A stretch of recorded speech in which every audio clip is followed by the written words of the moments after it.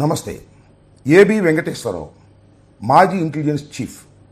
చంద్రబాబు నాయుడు గారు ముఖ్యమంత్రిగా పనిచేసిన 5 సంవత్సరాల పాటు ఆయన ఇంటెలిజెన్స్ చీఫ్గా ఉన్నారు.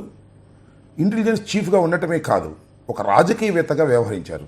పార్టీ ఫిరాయింపుల్లో చక్రం తిప్పినటువంటి వ్యక్తి. చంద్రబాబు నాయుడు గారికి అత్యంత సన్నిహితుడిగా పేరు పొందినటువంటి వ్యక్తి ఏబి వెంకటేశ్వరరావు గారు. జగన్మోహన్ రెడ్డి గారు అధికారంలోకి వచ్చిన తర్వాత ఆయన మీద వచ్చినటువంటి ఆరోపణల మీద విచారణ చేయడం కోసం వారిని సస్పెండ్ చేశారు. చాలా కాలం సస్పెన్షన్లోనే ఉన్నారు. జస్ట్ బిఫోర్ రిటైర్ అయ్యే ముందు పోస్టింగ్ వచ్చింది, రిటైర్ అయ్యారు. ఆయన ఇవాళ ఒక కొత్త అవతారం ఎత్తారని ప్రకటించారు. ఎక్కడ ప్రకటించారంటే అమలాపురంలో ప్రకటించారు. అమలాపురం ఎందుకు వెళ్ళారంటే ముమ్మిడివరంలో ఉన్నటువంటి శ్రీనుని పలకరించడానికి వెళ్ళారు. ఎవరు ఆ శ్రీను? శ్రీను అంటే 2019 ఎన్నికలకు ముందు జగన్మోహన్ రెడ్డి గారి మీద విశాఖపట్నం ఎయిర్పోర్ట్లో కత్తితో దాడి చేసినటువంటి వ్యక్తి శ్రీనివాస్. ఆ శ్రీనివాస్ను హఠాత్తుగా పలకరించడానికి వాళ్ళు ముమ్మిడివరం వెళ్ళారు. పలకరించడానికి, పరామర్శ చేయడానికి వెళ్ళారా, లేకపోతే ఆ వంక మీద అక్కడ ఒక ప్రెస్ మీట్ని పెట్టి జగన్మోహన్ రెడ్డి గారిని విమర్శించడం కోసం వెళ్ళారా అనేది కొద్దిగా ఆలోచిస్తే ఎవరికైనా అర్థమవుతుంది. మీకు తెలుసు కదా, జగన్మోహన్ రెడ్డి గారు పాదయాత్ర నుంచి కోర్టుకు వస్తున్నటువంటి సమయంలో ఎయిర్పోర్ట్లో 2018లో దాడి చేసి గాయపరిచిన వ్యక్తి శ్రీనివాస్.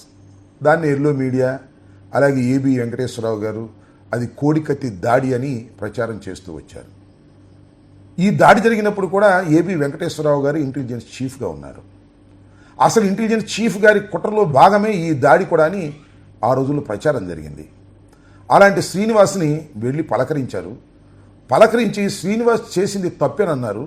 కానీ శ్రీనివాస్ చేసిన తప్పు కన్నా ఎక్కువ కాలం శిక్షలాగా జైల్లో 6 నెలల పాటు ఉన్నాడు అనేటువంటి మాట మాట్లాడారు. అంతేకాదు, శ్రీనివాస్కు నేను సహాయంగా ఉంటాను, ఆయనకి చేదోడు వాదోడుగా ఉంటాను, ఆయన ఒక మనిషిగా తీర్చిదిద్దడం కోసం అన్ని సహాయాలు చేస్తానని భరోసా కూడా ఆ ప్రెస్ మీట్లో ఇచ్చారు.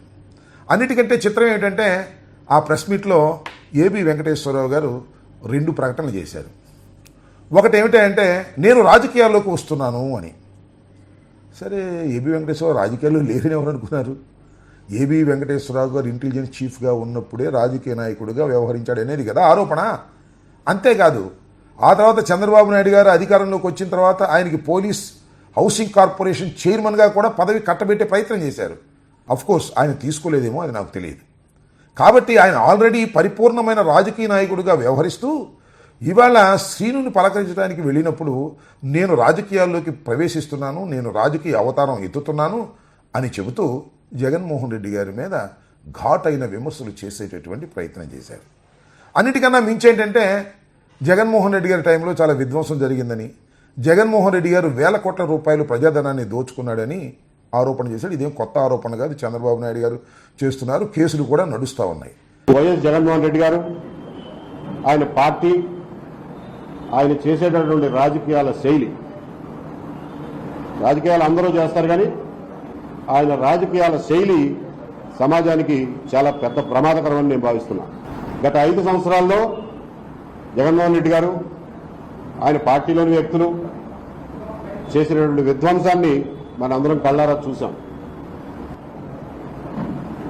ఆర్థిక విధ్వంసం, రాష్ట్రం తిరిగి కోలుకోవడానికి చాలా కష్టపడాల్సి వచ్చినటువంటి పరిస్థితి కలగజేసినంత స్థాయిలో విధ్వంసం జరిగింది. అయితే జగన్మోహన్ రెడ్డి గారు మళ్ళా తిరిగి అధికారంలోకి రావడానికి వీల్లేదు. జగన్మోహన్ రెడ్డి గారు మళ్ళా తిరిగి అధికారంలోకి రాకుండా ఉండేందుకు నా సర్వశక్తులు ఒడ్డుతాను, మళ్ళా తిరిగి అధికారంలోకి జగన్మోహన్ రెడ్డి గారు వచ్చేటటువంటి ప్రయత్నాలకు అన్నిటికీ కూడా అడ్డుకట్ట వేస్తాను అనేటువంటి మాట ఆయన చాలా స్పష్టంగా చెప్పేటటువంటి ప్రయత్నం చేశారు. నాకు ఇప్పుడు ఒక మాట గుర్తొస్తుంది. మన నారా లోకేష్ గారు కూడా ఇండస్ట్రీస్లో వచ్చి పెట్టుబడి పెట్టమంటే మళ్ళీ జగన్మోహన్ రెడ్డి గారు రారని గ్యారంటీ ఏమిటి చెప్పండి అని అడుగుతున్నారట.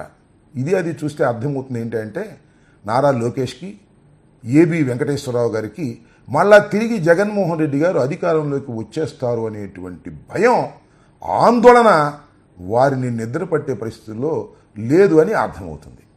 ఇది చూసినప్పుడు కొద్దిగా హాస్యాస్పదంగా అనిపిస్తుంది. ఎందుకంటే ఏబి వెంకటేశ్వరరావు గారు ఒక ఉద్యమం చేస్తారట. దానితో పాటు ఆయన ఒక ఫోన్ నెంబర్ ఇచ్చారు, వాట్సాప్ నెంబర్. దానిలో జగన్మోహన్ రెడ్డి గారి బాధితులందరూ కూడా తనకు సమాచారం ఇవ్వాలని, దాని మీద ఒక ఉద్యమంలాగా చేస్తానని ఆయన చెప్పారు.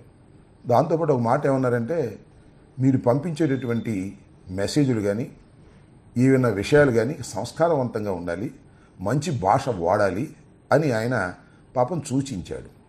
నాకు తెలియగలుగుతాను, ఏబి వెంకటేశ్వరరావు గారు, మీరు ఐపీఎస్ ఆఫీసర్గా పనిచేశారు, మీ భాష ఎలా ఉంటుంది, మీరు ఎలా మాట్లాడతారు, మీకు గుర్తుందా? ఎదుటివాడికి చెప్పేటందుకే నీతులు ఉంటాయా? మీకు మాత్రం నీతులు ఉండవా?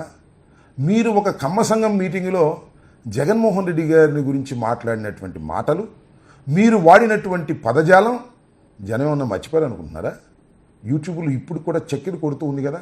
ఆ రోజు ముఖ్యమంత్రిని పట్టుకొని మిమ్మల్ని సస్పెండ్ చేశాడనే ఉద్దేశంతో వాడన్నారు, వీడన్నారు, నీచుడన్నాడు, తాస్తుడన్నారు, ఇంకా చాలా ఘోరమైన పదజాలం జగన్మోహన్ రెడ్డి గారి మీద మీరు వాడారు.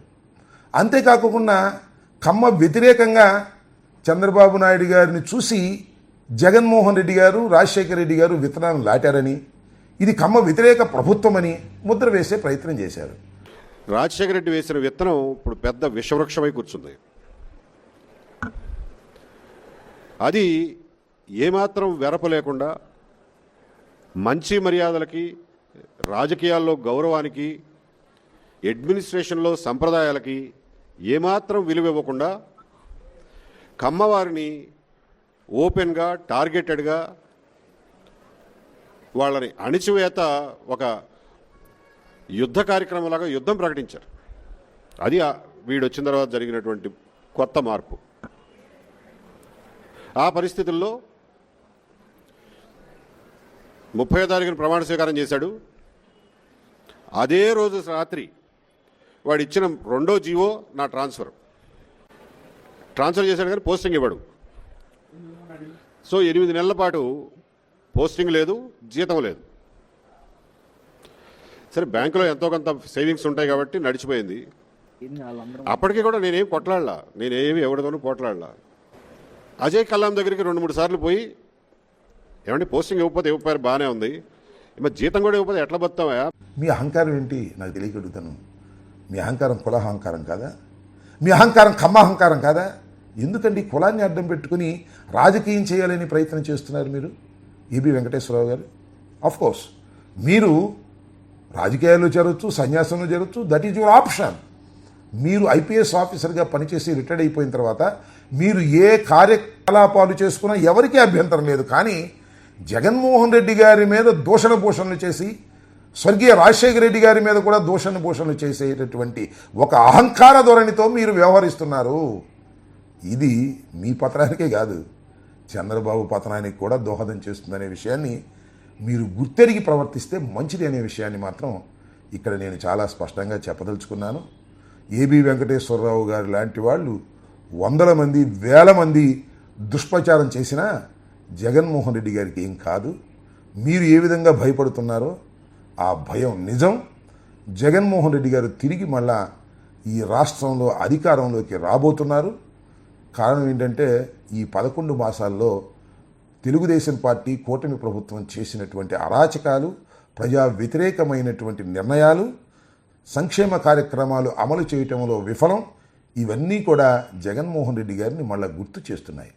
జగన్మోహన్ రెడ్డి గారు ఉన్నప్పుడు చక్కగా అన్ని సంక్షేమ కార్యక్రమాలు జరిగాయి, మేము ఆనందంగా ఉన్నాము, అనవసరంగా జగన్మోహన్ రెడ్డి గారిని పోగొట్టుకున్నాము అనేటువంటి భావనలో ఇవాళ పేద, బడుగు, బలహీన వర్గాల ప్రజలు ఉన్నారు.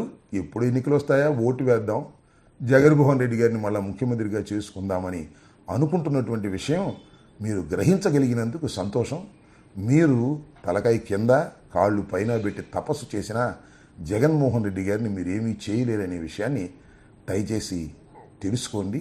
కమ్మ అహంకారంతో ఇష్టం వచ్చినట్టుగా మాట్లాడి చంద్రబాబు కూడా నష్టం చేసే కార్యక్రమాలు చేయకండి, అది మంచిది కాదని ఒక ఉచిత సలహా.